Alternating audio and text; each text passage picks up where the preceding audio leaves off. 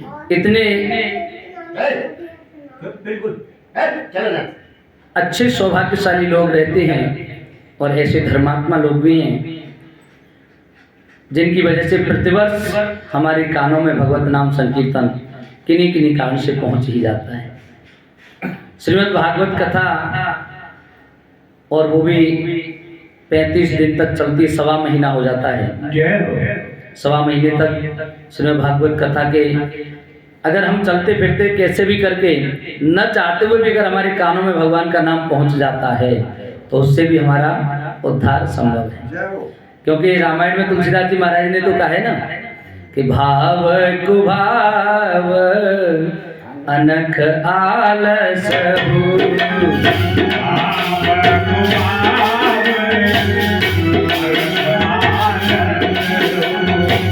भाव कुभाव अनख आलस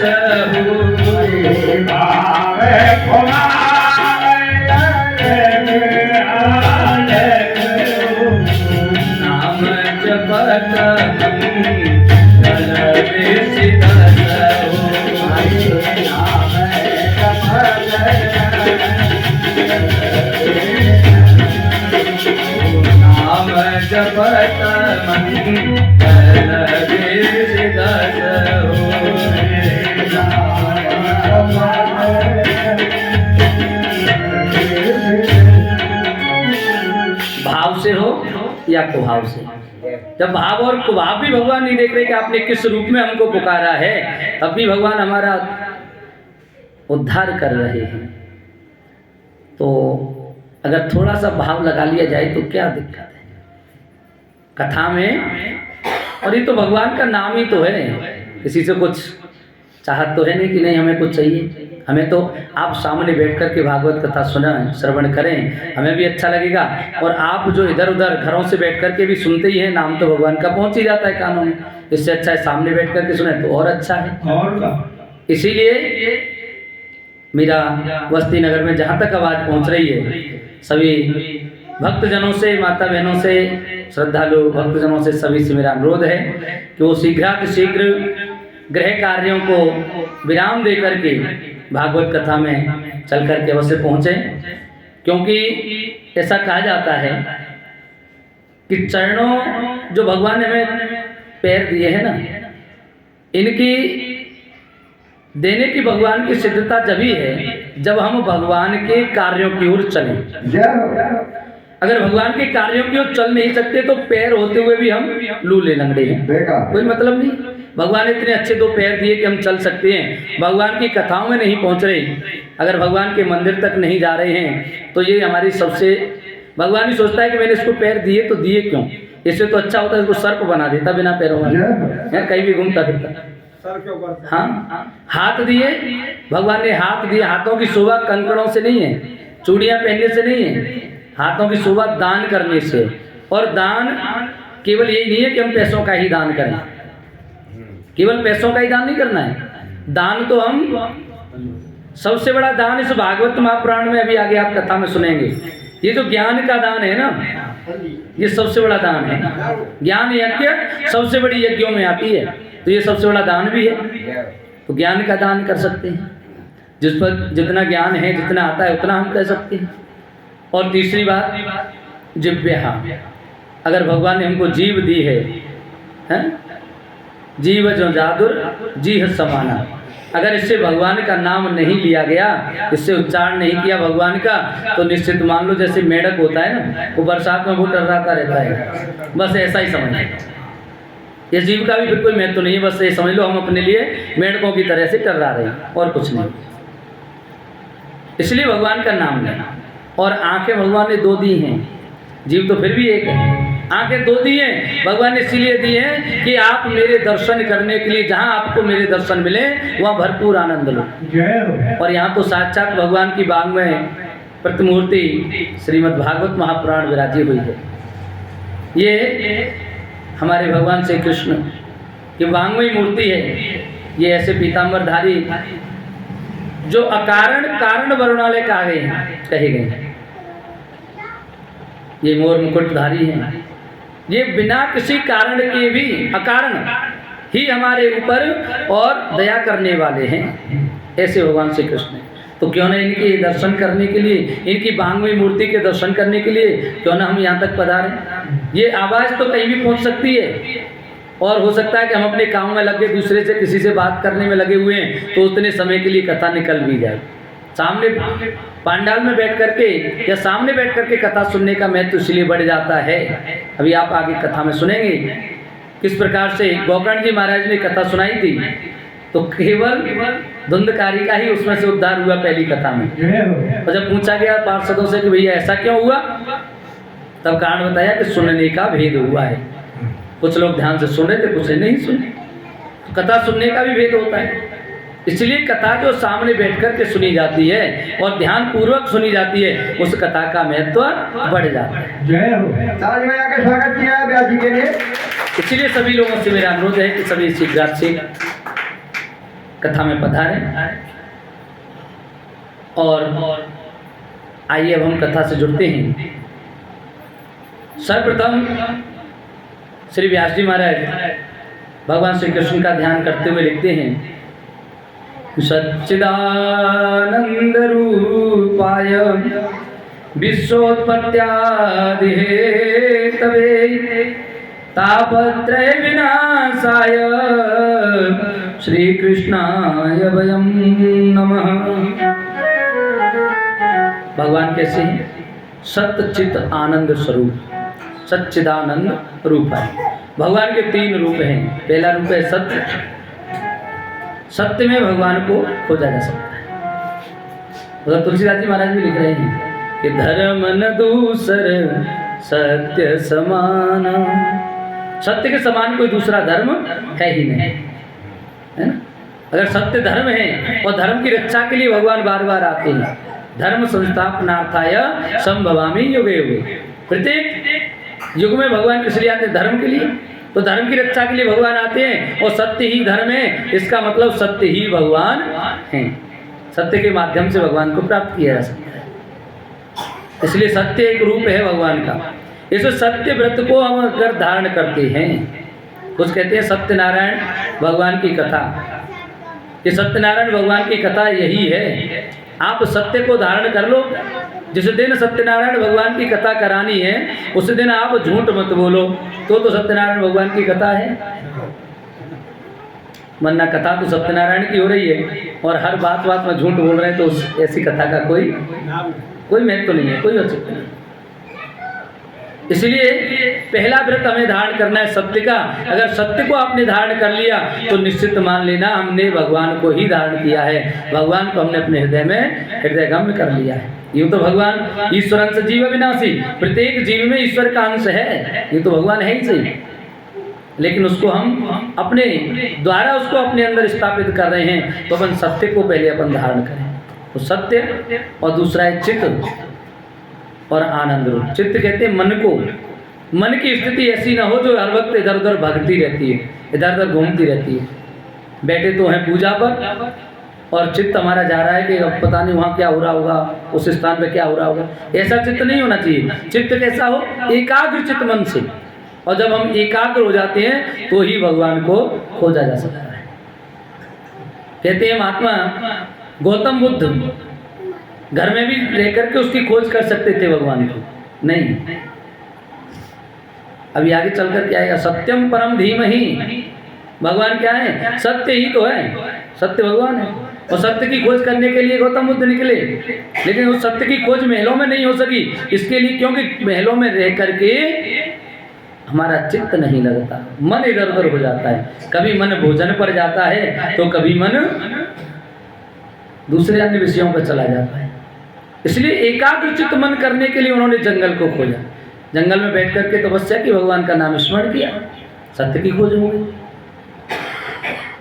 और अपने चित्त को एकाग्रचित कर लेते हैं तो निश्चित रूप से भगवान को प्राप्त कर सकते हैं। और दूसरा है आनंद स्वरूप। कई बार आपने सुना होगा सभी ने, आज तो भोजन में बड़ा आनंद आया, भोजन में आनंद आया। अगर भोजन में आनंद आया तब तो निश्चित रूप से आपको भगवान मिल गए। और किसी ने कह दिया कि भोजन में बड़ा मजा आएगा। मजा, भोजन में मजा नहीं होता है, भोजन तो आनंद देता है।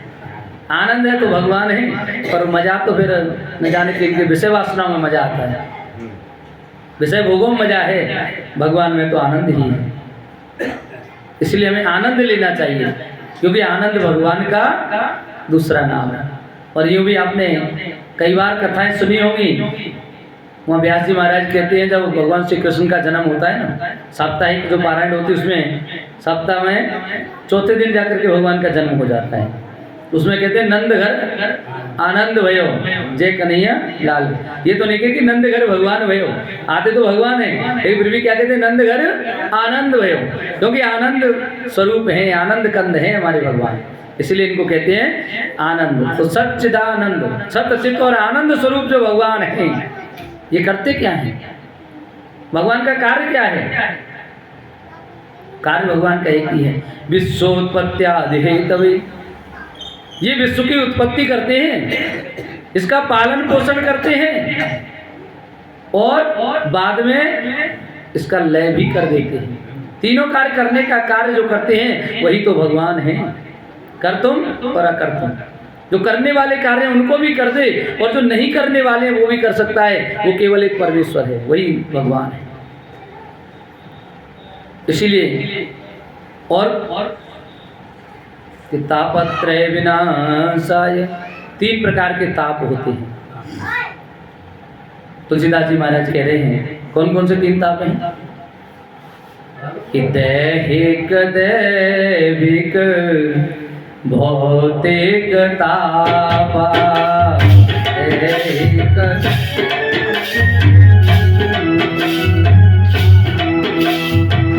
दैहिक दैविक भौतिक तापा।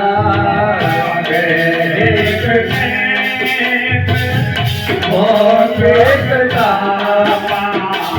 राम राज का मोह नहीं व्यापा। राम राज का मोह नहीं व्यापा। दैहिक, दैविक, भौतिक ताप, 3 प्रकार के ताप। दैहिक ताप कौन सा है? जो हमारे शरीर पर कष्ट पड़ते हैं वो दैहिक, जो हमारे शरीर पर कष्ट पड़ रहे हैं वो दैहिक ताप है। कभी बुखार आ गया, कभी जुकाम हो गया, कभी खांसी हो गई, कभी किसी को चिकनगुनिया हो गया, ये दैहिक ताप है। शरीर पर पड़ने वाला जो ताप है, रोग है, वो दैहिक ताप है।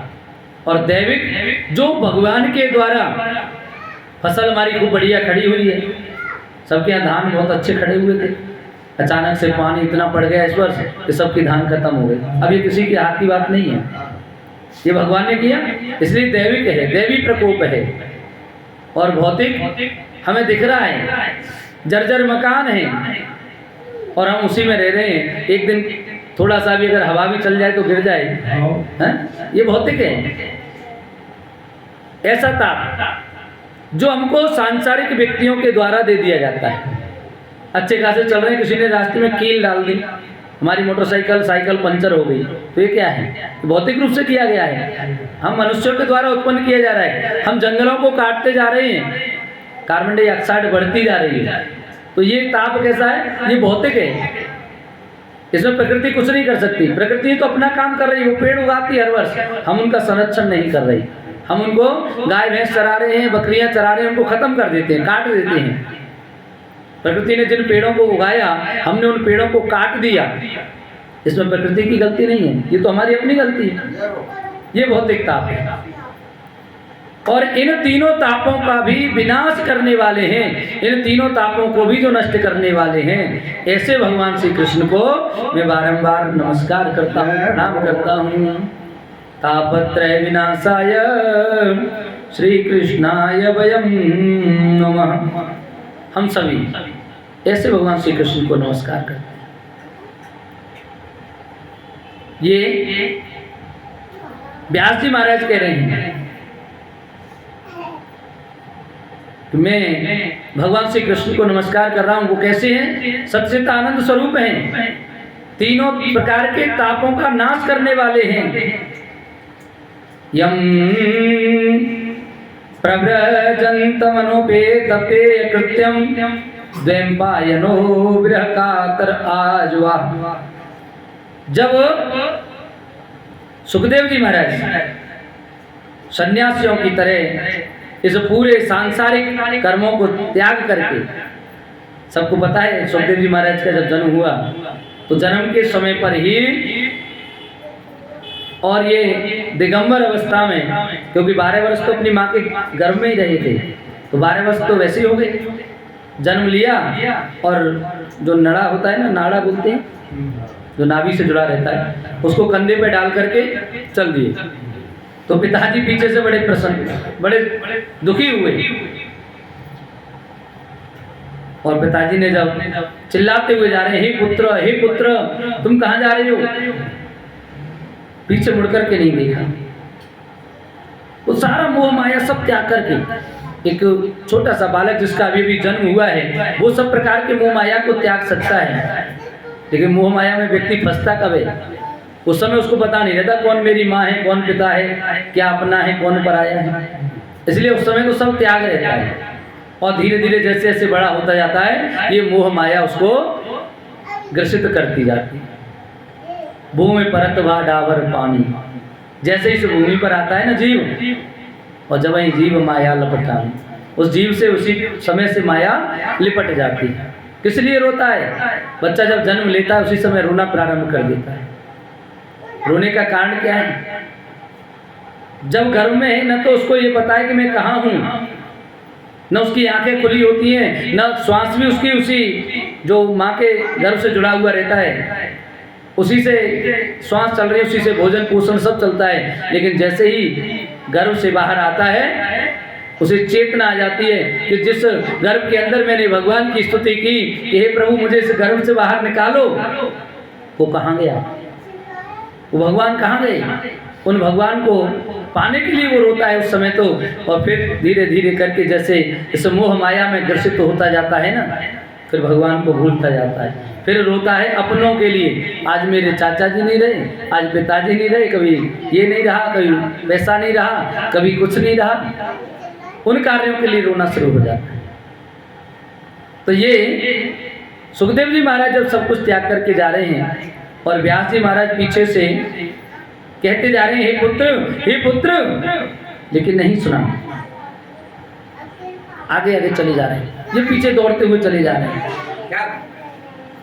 जब पिता को मोह माया से व्याकुल देखा तो वृक्षों के माध्यम से उनको उत्तर दिलवाया।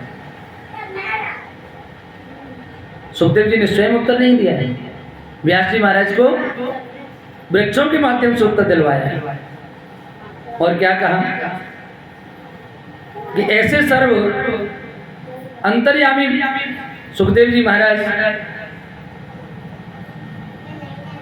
जो कि बालक अवस्था से ही, शिशु अवस्था से इतने ज्ञानवान हैं, ऐसे सुखदेव जी महाराज को भी मैं बारंबार प्रणाम करता हूँ।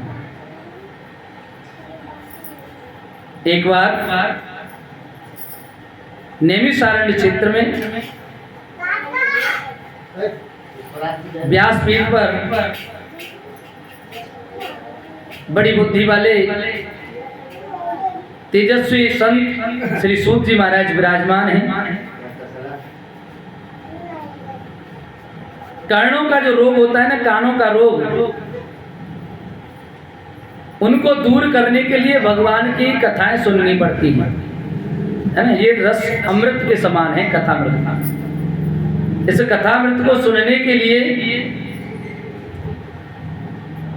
और जब सौनक जी ने श्री सूत जी महाराज से पूछा कि हे महाराज, अज्ञान रूपी जो अंधकार है इसका नाश करने के लिए जो सूर्य के समान आपको जो ज्ञान जो प्राप्त हुआ है, उस ज्ञान की प्राप्ति सब अन्य व्यक्तियों को कैसे होती है? संसार के क्लेश, इन कष्टों से जो व्यक्ति इतना पीड़ित है, उसको इससे शांति कैसे मिल सकती है? आप कृपा करके हमें वो प्रसंग सुनाइए। तब प्रेक्षति गुरु प्रीतो वैकुंठम योग दुर्लभम, क्या कहा? ऐसी वस्तु गुरु कृपा से जो हमको प्राप्त होती है, जो मिलती है, ऐसी गुरु कृपा आप हमारे ऊपर भी कर दें। जो भगवान वैकुंठ में निवास करने वाले हैं, जो बड़े बड़े योगी महात्मा जो लोग होते हैं, उनके भी ध्यान में बड़ी मुश्किल से आ पाते हैं। जो बड़े बड़े योगी हैं, बहुत समय तक, लंबे समय तक ध्यान करते हैं, ऐसे योगी ध्यानियों को जो वैकुंठ की प्राप्ति होती है, वो महाराज कैसे होती है? कृपया करके आप हमें उसका तोड़ बता दीजिए। तो सूत जी महाराज कहने लगे कि हे शौनक जी, आपने बड़ा संसार के हित का प्रश्न किया है। क्योंकि आजकल तो लोग अगर कहीं मिल जाए ना, तो सबसे पहले हालचाल पूछने लग जाएंगे, और घर पे क्या हो रहा है, सब ठीक हैं, आनंद में हैं। अब सबको तो आनंद में है, ठीक है कि नहीं है, ये तो केवल हम सांसारिक हैं, संसार के बारे में पूछ सकते हैं। लेकिन कोई ये नहीं पूछता कि आज तुमने घर में कितनी देर तक कितनी मालाएं फेरी, या भगवान का नाम कितनी देर लिया, कोई नहीं पूछता है? मंदिर कितने दिन हो गए गए हुए, कोई पूछता है? इसे कोई नहीं पूछेगा। तेरे उस वाले खेत में कितना धान हो गया, कितना बाजरा हो गया, कितना क्या हुआ, इसको सब पूछ लेते हैं। लेकिन कोई भी ये नहीं पूछता कि भैया एक बात बताओ, आज आपने कितना भजन किया, जबकि ये बहुत जरूरी है। भजन के बारे में सबसे पहले पूछो, कोई भी मिले और बताओ भैया आज कितना भजन करके आए। अरे भजन किया होगा तो भगवान सब कुछ अपने आप दे देता है, इसलिए भजन करो। कहने लगे ये आपने बड़ा अच्छा प्रश्न किया है, संसार के हित का प्रश्न है, क्योंकि मैं आपको उत्तर दूंगा और इसको संसार इस पर चलेगा। तो उन साधनों को आप ध्यान पूर्वक सावधानतया सुनो, सावधान पूर्वक सुनिए। क्या? कि काल व्याल मुख ग्रास त्रास निर्णास हेतवे श्रीमद्भागवतम शास्त्रम कलौ कीरेण भाषितम। कह लगे उस वैकुंठ धाम को प्राप्त करने के लिए श्रीमन नारायण भगवान श्री कृष्ण कि उनके उस नाम का हमें उच्चारण करना है। उससे क्या होगा? काल व्याल, जो कि काल रूपी सर्प हमें डसने के लिए मुंह फाड़े हुए खड़ा हुआ है, उस सर्प से बचने के लिए हमें क्या करना है? श्रीमद् भागवतम शास्त्रम, इस श्रीमद् भागवत महापुराण की कथा का श्रवण करना है। इसका आप श्रवण करें तो निश्चित रूप से आपको सभी प्रकार के दुखों से निजात मिल जाएगी, सभी प्रकार के दुखों से आपको शांति प्राप्त हो जाएगी। तो पूछने लगे कि महाराज एक बात बताइए, ये श्रीमद् भागवत महापुराण की कथा हमें प्राप्त कब होती है, कैसे प्राप्त होती है, सुनने को कब मिलती है? तो कहने लगे कि ये कथा ऐसे प्राप्त नहीं होती। भवेत् पुण्यम तदा भागवतम लवेत्, ये हमें प्राप्त कब होगी? जब हमारे बहुत से भाग्य हमारे उदित हो जाते हैं, सौभाग्य से हमको ये प्राप्त होती है, ऐसे प्राप्त नहीं होती। कई जन्मों के भाग्य जब हमारे उदय होते हैं, तब जाकर के श्रीमद् भागवत महापुराण की कथा सुनने को मिलती है। परीक्षिते कथां वक्तुं सभायां संस्थिते सुखे, परीक्षित जी महाराज को और इस श्रीमद् भागवत कथा का श्रवण श्री सुखदेव जी महाराज ने व्यासासन पर बैठ करके उनको जो श्रवण कराया था, तब उस समय क्या हुआ? देवताओं को पता चला कि सुखदेव जी महाराज और परीक्षित जी को कथा सुना रहे हैं गंगा जी के तीर पर। तो उन्होंने क्या किया, सुधा कुंभ गृहीत्वेव देवास्तत्र समागतम। आगे देवता लोग, ये देवता कैसे बड़े चतुर होते हैं। हाँ, एक सबसे पहले तो इनमें इतना चातुर्य भरा हुआ है देवताओं में, ये किसी अपना बस भला चाहते हैं। अमृत के कलश को लेकर के और उसको लेकर के आ गए परीक्षित जी के पास में, सुखदेव जी के पास में कि महाराज एक काम करो, आप इनको ये कथा क्यों सुना रहे हो, क्यों श्रवण करा रहे हो। तो कहा हम इनको इसलिए सुना रहे हैं क्योंकि इनको श्राप लगा हुआ है कि आज से 7वें दिन और तक्षक नाग आकर के इनको डस जाएगा और ये खत्म हो जाएगा, मर जाएंगे। बोले कथा से अमर हो जाएंगे। तो महाराज अमृत पीने से भी तो अमर हो जाते हैं। बोले हाँ, अमृत पी करके अमर तो हो जाएंगे, मरेगा तो नहीं व्यक्ति, लेकिन बूढ़ा तो होगा।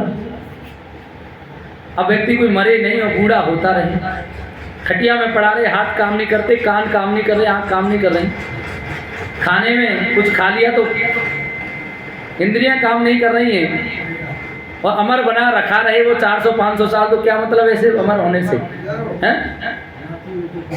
बोले ऐसी अमरता नहीं, इससे अमर होने का मतलब ये नहीं है कि व्यक्ति मरेगा नहीं, मरेगा तो सही, लेकिन श्रीमद् भागवत महापुराण का श्रवण करने के बाद व्यक्ति का मोक्ष हो जाता है, वो आवागमन से मुक्त हो जाता है। ये ऐसी कथा है।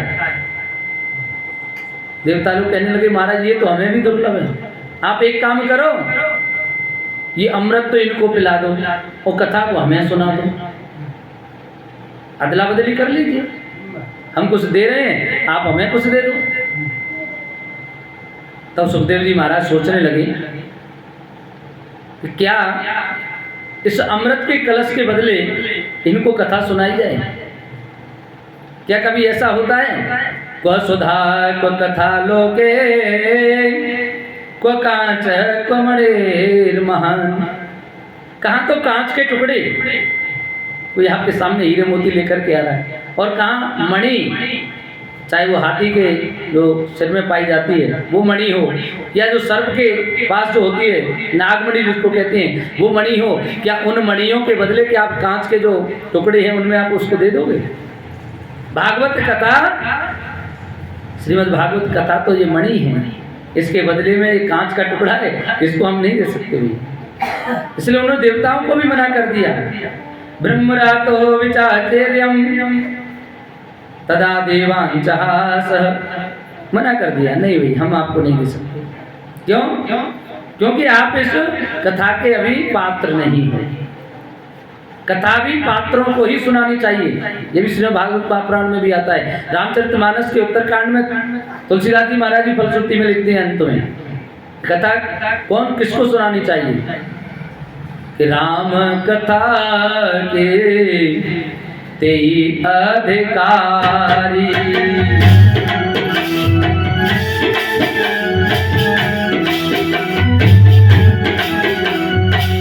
राम कथा के तेई अधिकारी, जिनके सत्संग गति अति प्यारी, जिनके सत्संग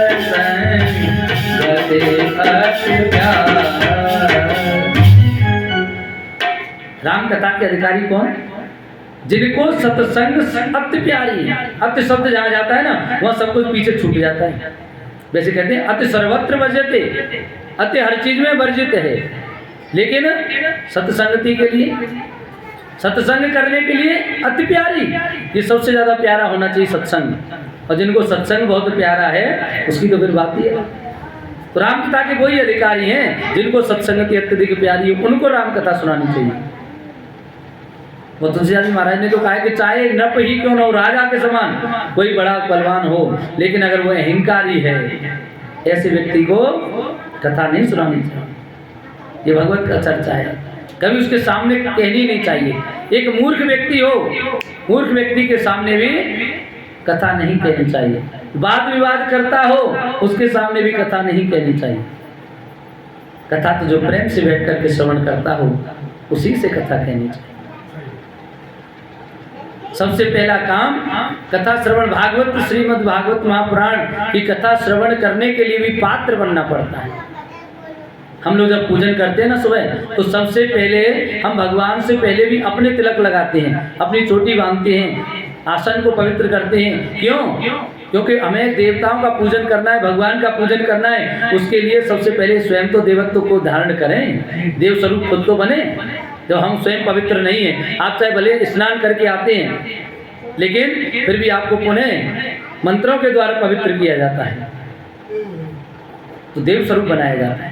टीका धारण करने से हम हिंदू धर्म में हमने जन्म मिला, ये हमारा कितना बड़ा सौभाग्य है। सनातन धर्म में हमारा जन्म,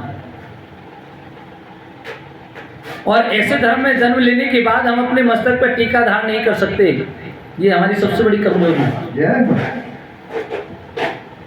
अगर हमें सबसे पहले हमारा व्रत यही होना चाहिए कि घर से जब भी निकलेंगे हमारे सिर पर टीका होगा, हमें दिखेंगे तो सही कि हम हिंदू हैं। दूसरा, चोटी ये भी होनी चाहिए।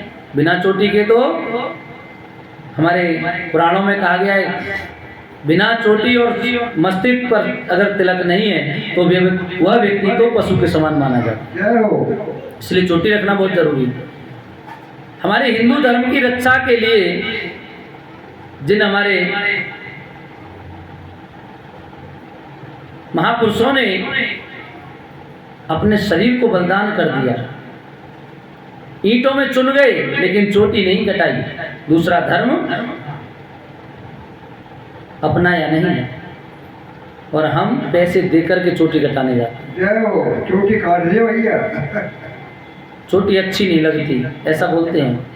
अच्छी लगने के लिए नहीं होती है चोटी, तो हमारे शरीर की जो ऊर्जा होती है ना, उसको ऐसे पहले, आजकल तो छतरियाँ चल गई हैं, आपने देखा हो जब पहले ब्लैक एंड व्हाइट जब टीवी चलती थी तो एंटीना लगता था छत पे, अगर उसकी दशा इधर उधर हो जाती तो उसमें मच्छर जैसे आने लग जाते थे, मच्छर जैसे आने लग जाते थे। तो फिर एक व्यक्ति जाता ऊपर और वहाँ जाके उसको सीधा करवाते, अभी और थोड़ा सा इधर, हाँ आई इधर करो, ऐसा होता था। ऐसे हमारी जो चोटी है वो क्या है, हमारा एंटीना है। ये ब्रह्म से जो ज्ञान इस यहाँ पर फैला हुआ है और हमारे शरीर में से जो ऊर्जा है, एनर्जी है, उसको निकलने से रोकती है और ब्रह्म के ज्ञान को अर्जित करती है, अंदर लाती है। इसलिए चोटी होना बहुत जरूरी है। चोटी का एक नियत स्थान होता है, उसी स्थान पर रखी जाती है चोटी, इसलिए चोटी रखनी चाहिए। तो ये श्रीमद् भागवत महापुराण की कथा है। इसके लिए पहले पात्रता लानी पड़ेगी, और पात्रता के लिए स्वयं व्यास जी महाराज लिख रहे हैं कैसी होनी चाहिए। मैंने रे भगवत रूपम शास्त्रम भागवतम चितौ। ये भागवत महापुराण की जो कथा है ये बहुत अलौकिक कथा है, लौकिक नहीं है, अलौकिक है, हर किसी के लिए नहीं है। इसीलिए एक बार ब्रह्मा जी ने सोचा कि आखिर इस कथा को इतना महत्व दिया जा रहा है क्या ये, इसका थोड़ा सा मैं तौल करूं, इसकी तुलना करूं। तो उन्होंने तुलना करने के लिए चारों वेद एक पलड़े में रख दिए, एक तरफ चारों वेद रखे, एक तरफ श्रीमद् भागवत महापुराण रखा, तो देखा कि चारों वेद भी इनकी तुलना में नहीं है, वो भी कम रह गए। अन्य ग्रंथ, अन्य शास्त्र, अन्य पुराण सबको जब रखते गए तो भी इनके बराबर नहीं आई। श्रीमद् भागवत महापुराण की कथा इतनी दुर्लभ। अब तो सब छोटे होते गए, सारे साधन छोटे होते गए। बड़ा आश्चर्य हुआ उनको, जो इस श्रीमद् भागवत महापुराण के अगर इसका एक श्लोक भी प्रतिदिन कोई अपने घर में श्रवण करता है, पढ़ता है, एक श्लोक नहीं तो आधा श्लोक हो, आधा नहीं तो उस आधे का भी आधा हो, इतना श्लोक भी अगर कोई अपने घर में प्रतिदिन पढ़ता है तो वो घर ही मंदिर बन जाता है, स्वर्ग बन जाता है। ऐसा व्यास जी महाराज लिखते हैं। सूत जी महाराज पूछने लगे कि महाराज आपने बताया कि इस कथा को एक बार नारद जी ने सुना और आप कह रहे हैं कि सप्ताह विधि से कथा सुनी जाती है, 7 दिन तो कम से कम कथा होती है, वो 7 दिन के लिए एक जगह बैठना पड़ेगा, रुकना पड़ेगा। और नारद जी, इनको तो श्राप लगा हुआ है कि 2.5 घड़ी से ज़्यादा कहीं रुकते नहीं। ऐसा व्यक्ति जो 2.5 घड़ी से ज़्यादा कहीं रुक नहीं सकता, वो 7 दिन तक एक कथा को कैसे श्रवण करने के लिए रुक गए? कृपया करके मुझे इस बात को बताएं। कहने लगे कि लोक विग्रह मुक्तस्य नारदस्यास्तिरस्य च अविधिश्रवे कुतः प्रीति संयोग कुत्र ते सह। महाराज, ऐसा संयोग कैसे बना कि नारद जी जो किस लोक से बिल्कुल अलग चलते हैं, उनकी इसमें कोई कहीं श्रद्धा है ही नहीं, हर वक्त जो घूमते रहते हैं, चलते फिरते रहते हैं, ऐसे नारद जी 7 दिन की सप्ताह विधि से उन्होंने इसको कैसे श्रवण कर लिया, कैसे संयोग लग गया? तो सूत जी महाराज कहने लगे कि ये क्या है? ये भागवत है। अत्र ते कीर्तिष्यामि भक्ति पुष्टिम कथानकम। अब मैं आपको एक ऐसी जो कीर्ति देने वाली है, सबको भक्ति मुक्ति देने वाली है, ऐसी ये कथा नारद जी ने चतुर्थ श्लोकी भागवत के रूप में ब्रह्मा जी से सुनी थी सर्वप्रथम। बोले महाराज जी वो तो ठीक है, लेकिन उनके मन में साप्ताहिक विधि से श्रवण करने की आपने कहा ना, ये कैसे आई, उसे बताइए, उनका संयोग कहाँ हुआ? तो कहने लगे इस विषय में मैं आपको एक ऐसा उपाख्यान बताता हूँ। मैं आपको ऐसी एक कथा बता रहा हूँ जिस कथा में आपको पता चलेगा कि नारद जी को इस कथा को श्रवण करने का मौका कहाँ मिला। बोले बताइए महाराज। एक दिन श्री नारद जी महाराज जो कि भगवान नारायण का गुणगान करते हुए हमेशा घूमते रहते हैं, तो नर नारायण के दर्शन के लिए, सत्संग करने के लिए वो बदरिका आश्रम पर गए और वहां पर जाकर के उन्होंने उनके दर्शन किए और वहीं पर उनको दर्शन करते हुए सनकादिक ऋषि मिल गए। तो सनकादिक ऋषियों ने नारद जी से पूछा, कथम ब्रह्मनंदी मुख कुतश्चिंता तरो भवान। हे नारद जी, आप तो ब्रह्म ऋषि हैं, ब्रह्मा जी के पुत्र हैं, ये आपका चेहरा उतरा हुआ क्यों है? क्या कारण है? कृपया करके हमें इस कारण को बताओ, हम आपका कुछ सहयोग कर सकते हैं, क्योंकि ये संतों का हृदय होता है, संतों का हृदय जल्दी पिघल जाता है। तुलसीदास जी महाराज भी लिखते हैं संतों के बारे में कि संत हृदय नव नीत समाना,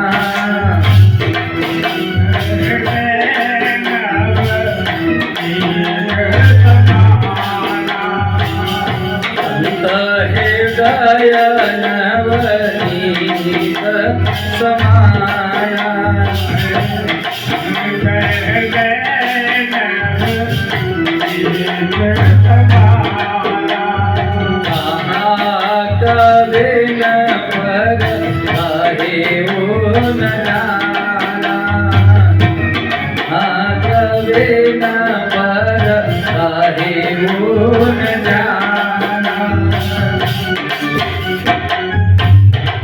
कह रहे हैं संतों का हृदय तो मक्खन के समान होता है। और ऐसा संतों ने, कवियों ने कहा है कि संतों का हृदय तो नवनीत के समान है। लेकिन तुलसीदास जी महाराज कह रहे हैं कि मेरा तो मत इसमें भी और गलत और अलग है। क्यों? क्योंकि कवियों से कहना नहीं आया संतों का हृदय नवनीत के समान होगा। नवनीत कहते मक्खन को, मक्खन जैसा कोमल हृदय। अगर कोमल हृदय होगा तो मक्खन में तो एक विशेषता होती है। बोले क्या? कि निज परताप द्रवहि नवनीता, निज परताप द्रवहि नवनीता, पर दुख दुखी संतसो पुनीता, पर दुख दुखी संतसो पुनीता। संतों का हृदय तो ऐसा। मक्खन को तो जब स्वयं हम गर्म करते हैं ना तब पिघलता है वो, उसको आंच पर रखेंगे तब पिघलेगा, तब तक पिघलेगा नहीं। लेकिन संतों का हृदय तो ऐसा होता है कि उनको तो अगर खुद को चोट न लगे, अगर किसी दूसरे को चोट लग जाए, सामने अगर किसी को दुख दिया जा रहा हो तो उनका हृदय पहले पिघल जाता है? और इसका उदाहरण बोले महाराज हम कैसे माने, क्योंकि आजकल आदमी को प्रूफ चाहिए, हम मान नहीं सकते। कैसे माने? प्रूफ ये है कि जब भगवान श्री राम सीता जी के साथ में चित्रकूट धाम में विराजित थे, उस समय पर जयंत ने सोचा कि चलो मैं इनकी परीक्षा ले लूं कि ये वही राम है जिनको दुनिया बचती है। तो माता के चरणों में चंचू प्रहार करके जब वो भागने लगा तो भगवान ने उसके पीछे एक सीख लगा दी। सबको देखने में तो बाण नजर आ रहा है, लेकिन भगवान ने केवल एक सीख उठाई थी और वो सीख उसके पीछे लगा दी। तो जयंत चारों तरफ भटकता फिरा, तीनों लोग 14 भवन में खूब घूमा। अब ये सीख न तो उसको मार रही है और न मरने दे रही है, हैं? केवल एक बालिश की दूरी रहती है उसकी, मारती भी है नहीं। ब्रह्मा जी के पास गया, उन्होंने भगा दिया। पिताजी के पास गया, बोले क्या हुआ? बोले मैंने विद्रोह कर दिया राम जी से, हैं? तो किसी ने भी, पिता ने भी उसको त्याग दिया, रखा नहीं उसको अपने पास, क्योंकि राम कर द्रोही, ये राम का विद्रोही है ना, इसको नहीं रखा।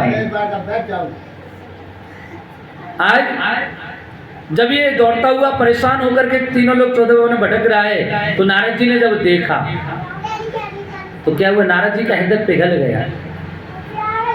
अच्छा, कि नारद देखा विकल जयंता,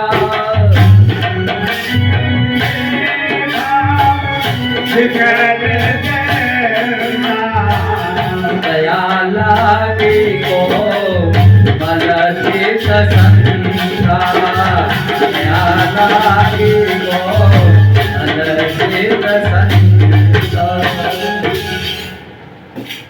नारद जी को दया आ गई, क्योंकि संतों का हृदय कोमल होता है, इसलिए उनको दया आ गई। और क्या कहा? कहाँ भटक रहा है पगले? बोले महाराज जी ये तीर मेरे पीछे लगाई, छोड़ नहीं जाए। बोले क्यों? ये मेरे को मार के छोड़ा, अगर मारना होता तब तक मार नहीं देता। तो कितनी जगह खड़ा रहा, इसने मारा तेरे को? नहीं तो। बोले उतनी दूरी पे भाग रहा है, बस मेरे साथ साथ चल रहा है। बोले मारना नहीं है, इसे शिक्षा देनी है कि तूने ऐसा काम क्यों किया। लौट के वही जा जिनका तूने विद्रोह किया, वही तेरे को क्षमा करेंगे। भगवान राम के पास भेज दिए। इसलिए संतों का हृदय बड़ा कोमल होता है। आज यहाँ कह रहे हैं कि श्री सुखदेव जी, नारद जी भगवान जब वहां पहुंचे हैं तब सनत कुमारों ने पूछा कि नारद जी आपके ये जो चेहरे पर जो ऐसा भाव है, आपका चेहरा उतरा हुआ है, ऐसा क्यों है? नारद जी कहने लगे महाराज क्या बताऊं? बोले कुछ तो हुआ होगा। बोले हाँ हुआ ना।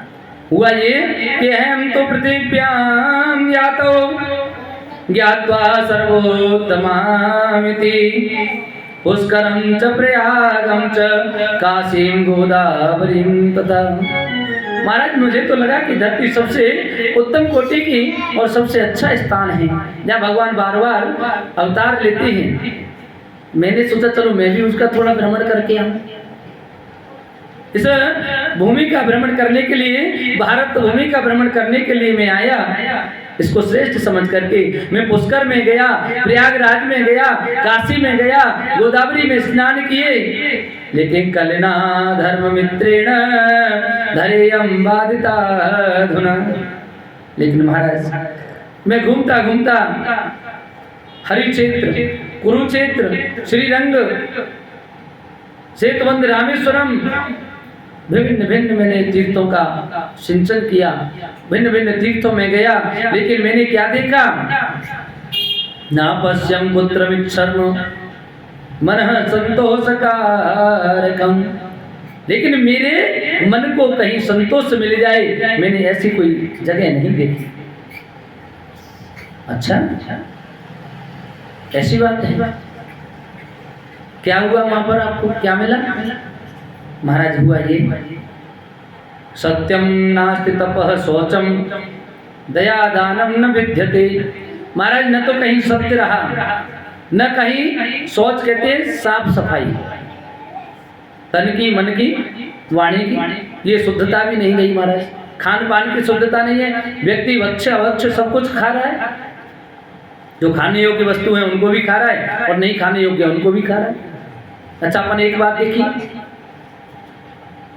हमें क्या वस्तु खानी है क्या नहीं खानी है, इस बात को बहुत सारे लोग पूछते हैं, महाराज ये बताओ क्या खाना चाहिए। हमने कहा जो भगवान को भोग लगाया जा सके वो सब खाना चाहिए। भगवान को जो भोग लग जाए वो सब खाओ। अब इसमें कुछ विचार करने की जरूरत ही नहीं है। अब किस चीज़ का भोग भगवान को नहीं लगता उसे छोड़ दो। कभी सिगरेट का भोग भगवान को लगता है, तंबाकू का लगता है, तो फिर इनको क्यों खाते हैं? मत खाओ, इनको छोड़ दो, ये खाने की चीज़ है ही नहीं ना।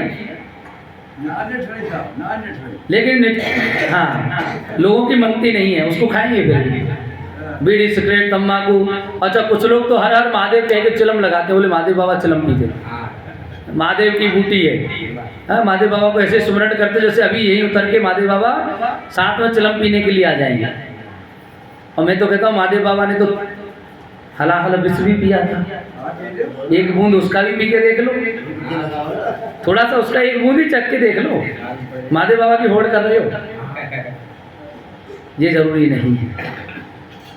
इसलिए श्री नारद जी कह रहे हैं कि महाराज कहीं भी सत्य नहीं है, न कहीं दान, न तपस्या रही, न दानम, न दया। दया तो एक दूसरे को किसी पर आती नहीं है। कोई किसी को काटने मारने में लगा हुआ है तो कोई किसी का कुछ हड़पने में लगा हुआ है। ये न केन प्रकारेण इसका सब कुछ नष्ट हो जाए, मुझे मिल जाए, बस आदमी इसमें लगा हुआ है। और क्या हो रहा है? तो उदरम भरिणे जीवा वरा का कूट भाषण और कन्याया विक्रयो रोभा दंपति नाम च कलकनम। लोग इतने ही व्यवस्थाएं खराब हो गई हैं कि महाराज संसार में केवल उदर पूर्ति में व्यक्ति लगा हुआ है। पेट भरना चाहिए कैसे भी करे, माता पिता बालक ने बुलावे और उदर भरे सोई धर्म सिखावे। वही धर्म बता रहे बेटा जी, धर्म है, बस आप तो इसी काम को करते रहो, तुम्हारा पेट भरता रहेगा। अच्छा, आज हम बच्चों को पढ़ा रहे हैं इसलिए नौकर बनाने के लिए, हमारे बेटे की नौकरी लग जाएगी।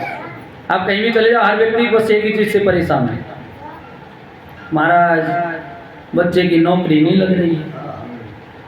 तो हमने कहा नौकर बना क्यों रही, मालिक बनाओ ना उसे, ऐसी पढ़ाई कराओ जिससे वो कहीं अपना धंधा चलाए और 4 लोगों को और नौकरी दे सके।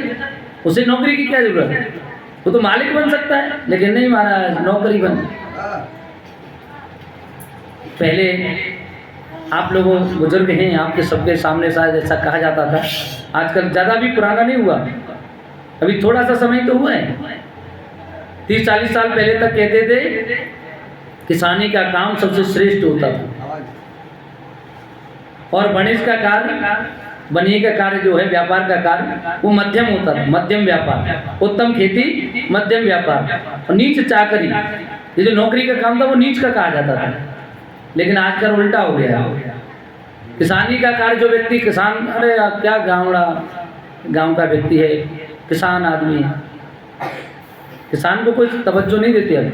अच्छा, नौकरी वाला चाहे वो सिपहिया हो, अरे वो लड़का पुलिस में लग गया ना, फिर उसकी देखो इज्जत गांव में, चारों तरफ उसकी इज्जत बढ़ जाती है। अच्छा, थोड़ा सा 2 स्टार लग जाए तो और इज्जत है, एसपी बन जाए तो फिर बाकी बात ही अलग है ना। जैसे जैसे पद बढ़ता जाता है इज्जत बढ़ती जाती है। तो नौकरी की इज्जत है, खेती की इज्जत नहीं रही है। अब उत्तम चाकरी हो गई और नीच खेती हो गई। व्यापार अभी भी अपनी जगह पर है, वो मध्यम है अभी भी। व्यापार करके आदमी अपना जीवन जो चला रहा है, अपनी जीविका, वो आज भी वैसी चल रही है। तो नारद जी कहने लगे कि महाराज और क्या होने लग गया, कूट भाषण। कूट भाषा में अब उपयोग किया जाता है, कूट भाषा का। सीधे सीधे कोई बात नहीं कही जाती है, किसी को गाली भी देनी है तो भी कूट भाषा में दे जाएंगे, वो समझ जाएगा, देने वाला समझ जाए, दूसरे को पता ही नहीं क्या कह गया। ऐसी भाषा में, यानी जिसके 2 अर्थ निकलते हैं, ऐसी भाषा का प्रयोग किया जा रहा है।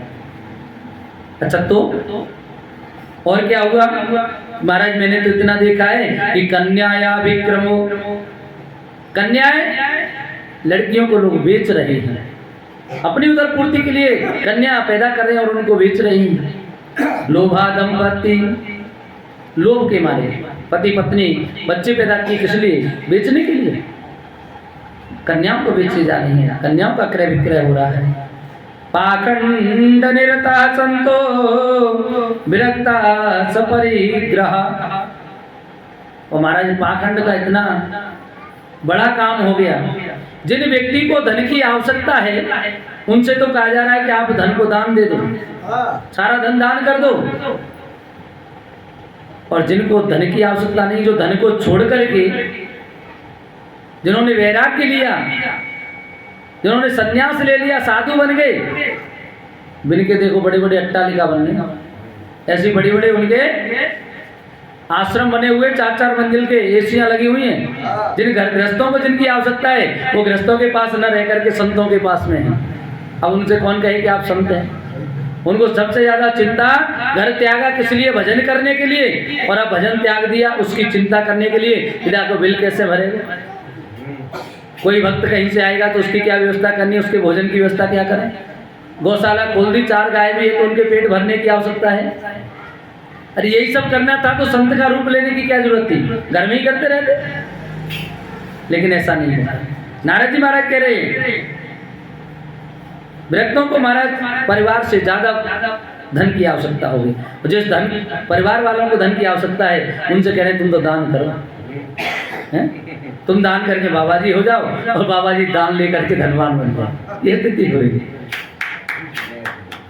दान वित्त समान, दान करो लेकिन उतना जो अपनी आवश्यकताओं से परे हो, उससे थोड़ा ज्यादा हो रहा है तो दान करना चाहिए। खैर कहने लगे महाराज न योगी न सिद्धो न ज्ञानी सक्रियो नर। महाराज कलयुग में न तो कोई योगी रहा, न ही कोई अच्छा ज्ञानी है, न कोई सत्कर्म करने वाला है, सत्कर्म करने वाला भी। और इस कलयुग में क्या हो रहा है महाराज? इस कलयुग में तो केवल स्त्री ही घर को चलाने वाली बन गई है। तरुणी प्रभुता गे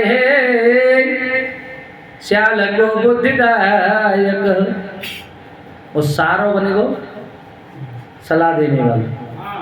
घर में कोई भी काम कर रहे हो तो स्त्री पहले क्या जी सुनते हो? बोले क्या है? बोले इस काम को आप करना चाह रहे हो? हमारे भैया पूछ लेते, वे तो बनते ज्यादा होशियार हैं। भैया की सलाह ले वो जरूरी है। अपने भाई को पूछो मत पूछो, लेकिन मेरे भाई को नहीं पूछी तुमने, ये गड़बड़ कर ली। वहाँ लड़ाई सवेरे से शाम तक होगी फिर साला।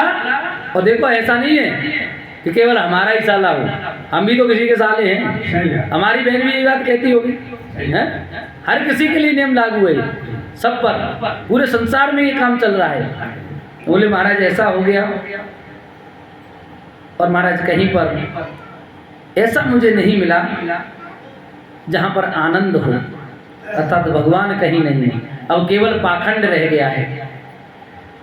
तो सनक आदि ऋषियों को बड़ा आश्चर्य हुआ कि आपने ऐसी स्थिति में और क्या देखा?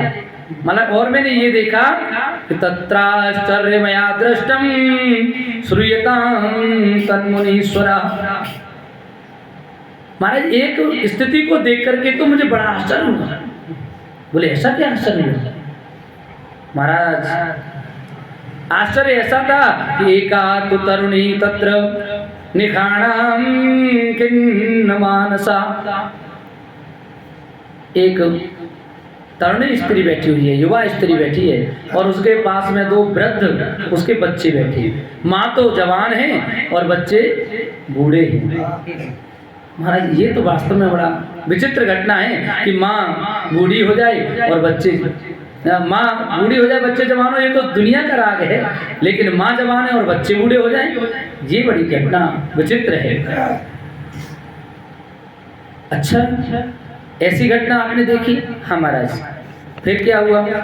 बोले जब मैं उनके पास गया तो उस स्त्री से जाकर के दृष्ट्वा दूरात गतः स्वयं कौतुकेन तदंतिकम, मैंने और ये देखा कि बहुत सी स्त्रियां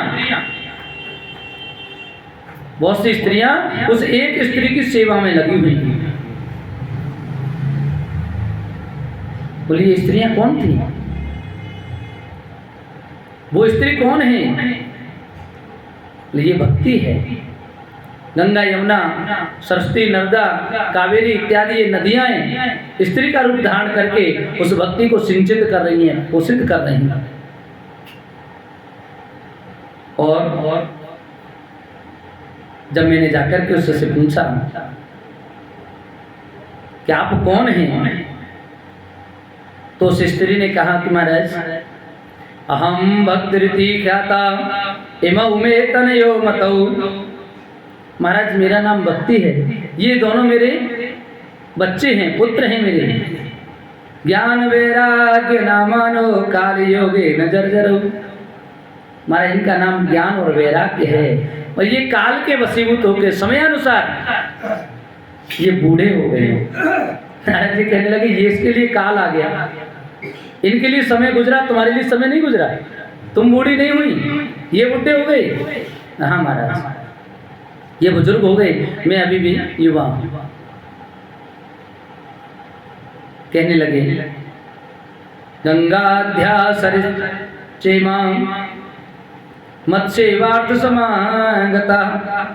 महाराज जी जो सेवा में लगी हुई हैं, गंगा, यमुना इत्यादि नदियां हैं, यहाँ हमें ये समझने वाली बात है।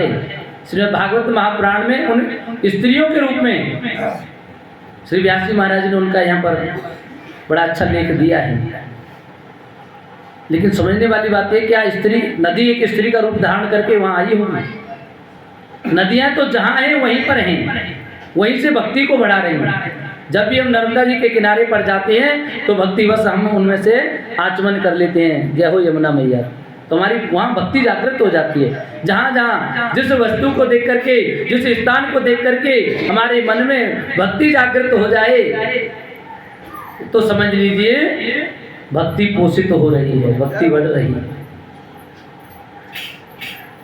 इसीलिए कहने लगी महाराज उत्पन्ना द्रविणेशाहं वृद्धिं कर्णाटके गता। मैं उत्पन्न तो दक्षिण भारत द्रविड़ प्रदेश में हुई, और कर्नाटक में आकर के मुझे थोड़ा और युवा हो गई। जैसे जैसे मैं आगे बढ़ती आई, क्वचित कुछ समय के लिए महाराष्ट्र में भी मैं आई तो वहाँ भी मेरा युवापन रहा। लेकिन जैसे ही गुजरात में मैं आई, गुजरात में आकर मैं जीर्ण हो गई, वृद्ध हो गई। बोले वहाँ क्यों वृद्ध हो गई? क्योंकि गुजरात में सब क्या है, वहाँ तो सब बनिए हैं अधिकतर। बनियों का काम भक्ति भाव तो ठीक है, दान पुण्य तो बहुत करते हैं वो लोग, लेकिन अगर आप कहो कि अपना काम छोड़ करके यहाँ के बैठ जाए तो इतना फुर्सत नहीं है। हमारे हमें तो अपनी दुकान खोलनी है, हैं?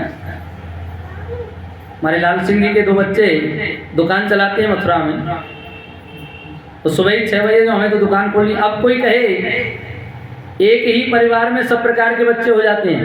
2 बच्चे राष्ट्र की सेवा में लगे हुए हैं, राष्ट्र की सेवा कर रहे हैं।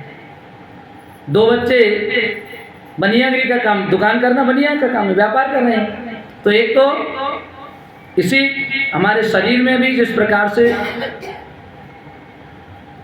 चारों वर्ण हैं, उसी प्रकार से एक घर में भी चारों वर्ण हो सकते हैं। स्वयं आज भगवान की भक्ति में लीन है, ये ब्राह्मण वर्ण का ही तो काम है।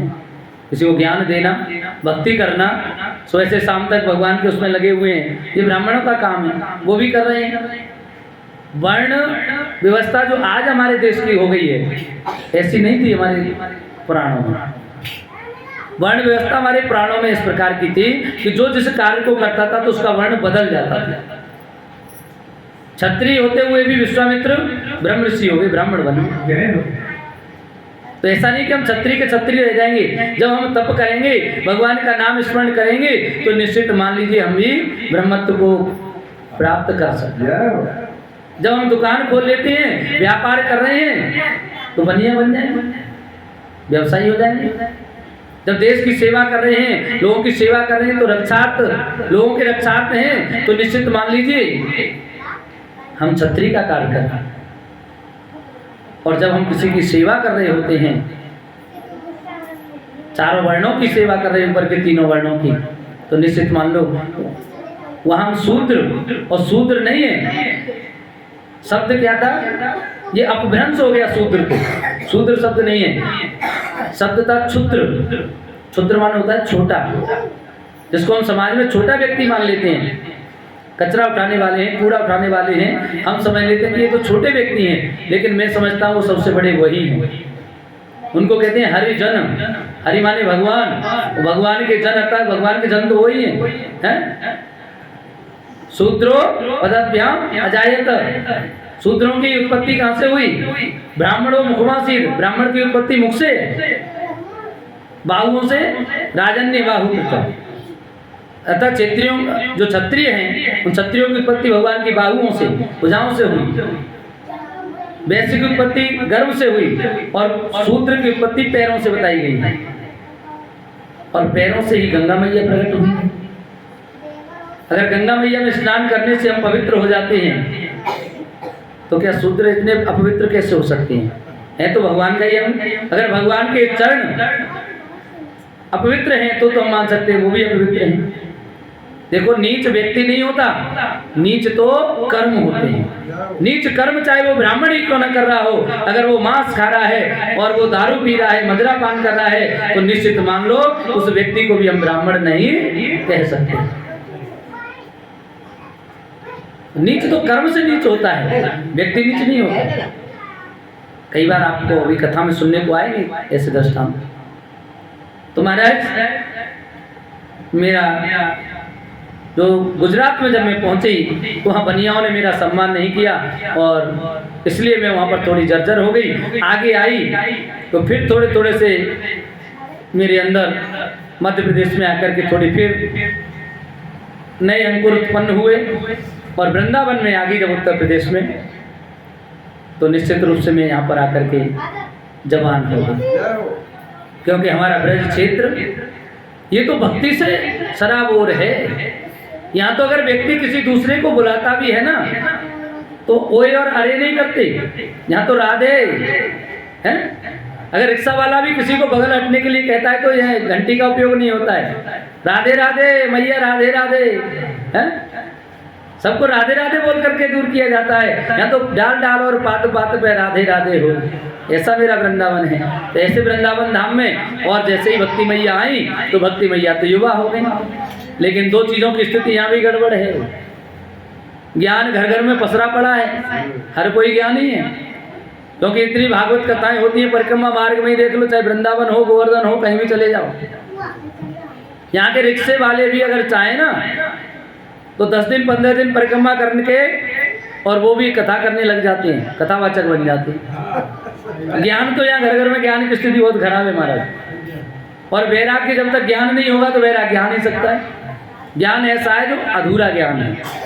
सीख लिए 4 फूल आ रहे हैं बस अपन पर, 4 कथाएं कहनी है 7 दिन में, एक एक कथा उठाते हैं। अंतिम दिवस जो कथा वास्तव में होनी चाहिए वो कथा लास्ट 7वें दिन की कथा नहीं होती है। केवल सुदामा चरित्र करते जो 6वें दिन का कथा है, उसको 7वें दिन सुदामा चरित्र किया। बता मेरे यार सुदामा रे, और भैया हम तो जाते अपने गांव सबको राम राम, ये जाते हैं। जो परीक्षित जी को जो अंतिम सुखदेव का जो संदेश है उसको भी नहीं सुनाते हैं, जिससे परीक्षित का उद्धार होगा। जो व्यक्ति परीक्षित बनकर के कथा श्रवण कर रहा है उसका उद्धार कैसे होगा जब तक आप उसको उपदेश ही नहीं दोगे? क्योंकि अंतिम उपदेश बहुत जरूरी है, अंतिम उपदेश होता नहीं। कथावाचकों की स्थिति ऐसी होगी, इसलिए ज्ञान की स्थिति बहुत खराब है, इसलिए ज्ञान वृद्ध है। और जब तक हमें ज्ञान नहीं होगा तब तक वैराग्य आ नहीं सकता। गद्दे तो लाल कपड़े पहन के चले आए और यहाँ आकर के भाग रहे हैं। यहाँ इस आश्रम में निमंत्रण है, वहाँ से चिट्ठी आई है, उस आश्रम से आई। एक दिन में 15-15 आश्रमों में महाराज जाते हैं भोजन करने। ऐसा वैराग्य ले फिर रहे हैं।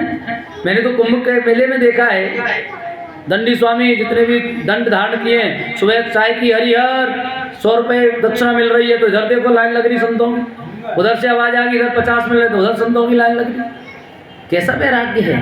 इसलिए ज्ञान और वैराग्य दोनों वृद्ध हुए पड़े हैं। ये वैराग्य नहीं है, अरे हमारे पास जो भगवान हमें देगा तुम्हारे स्थान पर चल करके आ जाएगा हमारे बाप का। भोजन तो भूखा तो भगवान किसी को रख ही नहीं सकता है, चीटी की भी व्यवस्था भगवान करता है, क्या हमें नहीं देंगे? लेकिन हमें भगवान पर भरोसा नहीं है ना, बात ये। आज कह रहे हैं नारद जी, बोलिए फिर इनके लिए मैं क्या कर सकता हूं? आपके जो दोनों बच्चे इस प्रकार से हो गए, इनके लिए मैं क्या कर सकता हूं? तो महाराज आप इनको किसी भी प्रकार से सही करिए। तो नारद जी ने कहा देखो मेरे पास ज़्यादा समय नहीं है, क्योंकि मैं 2 घड़ी से ज़्यादा कहीं रुकता हूँ नहीं, 2.5 घड़ी रुकूंगा चल दूंगा। तो नारद जी जैसे ही चलने लगे, अब तो भक्ति मैया कहने लगी नारद जी आप ऐसे मत जाइए, क्योंकि भक्तों का तो काम, ऋषियों का, संतों का काम होता है। संत इस तरह से नहीं जाते छोड़ करके किसी को। बीच मझधार में संत छोड़ जाएंगे तो कैसे काम चलेगा? संतों का काम बीच मझधार में छोड़ने का नहीं है, संतों का काम तो सबको पार करने का है।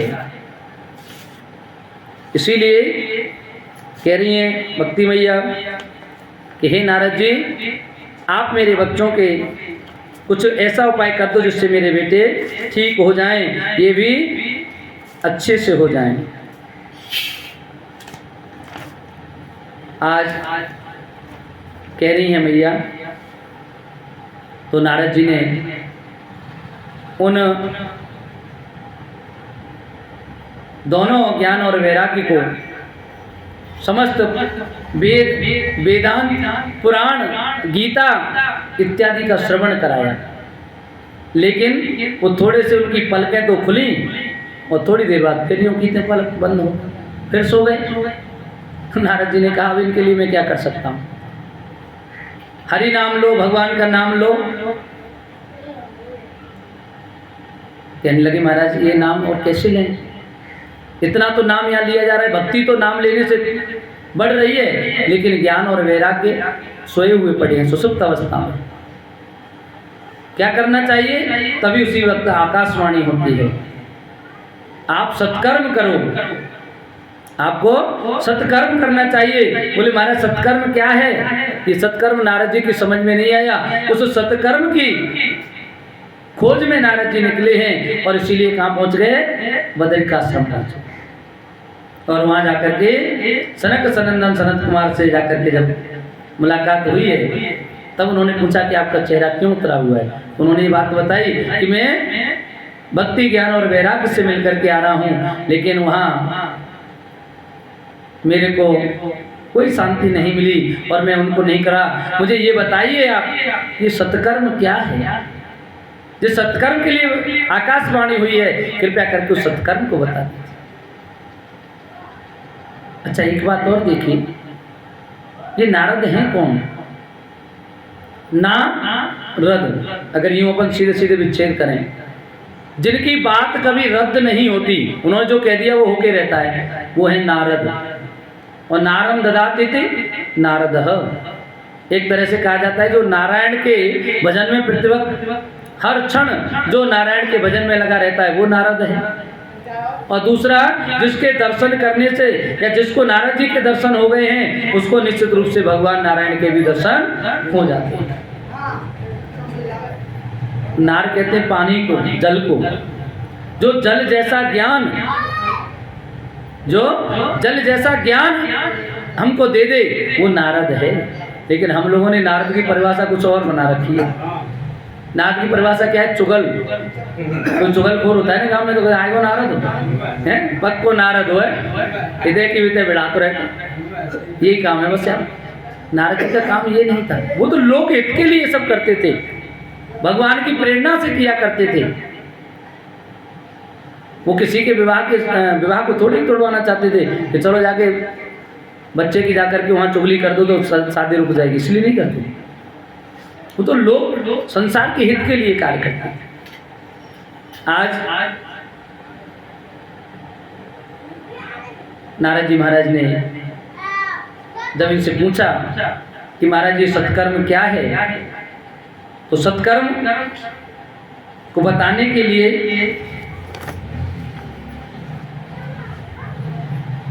और ऋषि लोग कह रहे हैं कि हे नारद, इस बात को तो आप स्वयं भी जानते हो, इस बात को आप स्वयं भी जानते हो कि सत्कर्म क्या है। नारद जी कहने, महाराज मुझे तो नहीं पता है। आपको कैसे पता कि मैं जानता हूँ? बोले आपके पिताजी ने आपको सुनाया था चतुर्थ श्लोकी भागवत। बोले हाँ सुनाया तो था, लेकिन मैं तो चतुर्थ श्लोकी भागवत से उनका क्या हुआ जब मैं वेदों को सुना के आ रहा हूँ, पुराण सुना के आ रहा हूँ, गीता सुना दी, और न जाने कितने मैंने उनको वेद वेदांग उपनिषद न जाने कितना कुछ सुना दिया, तब तो वो बिल्कुल भी नहीं हिले भी नहीं है। बोले साधु नाम दर्शनम लोके सर्व सिद्धि करम परम। साधुओं के दर्शन से हर प्रकार की सिद्धि प्राप्त हो जाती है, सब कुछ मिल जाता है। इसीलिए तो कहते हैं कि संतन के संग लाग रे तेरी अच्छी बनेगी संतन।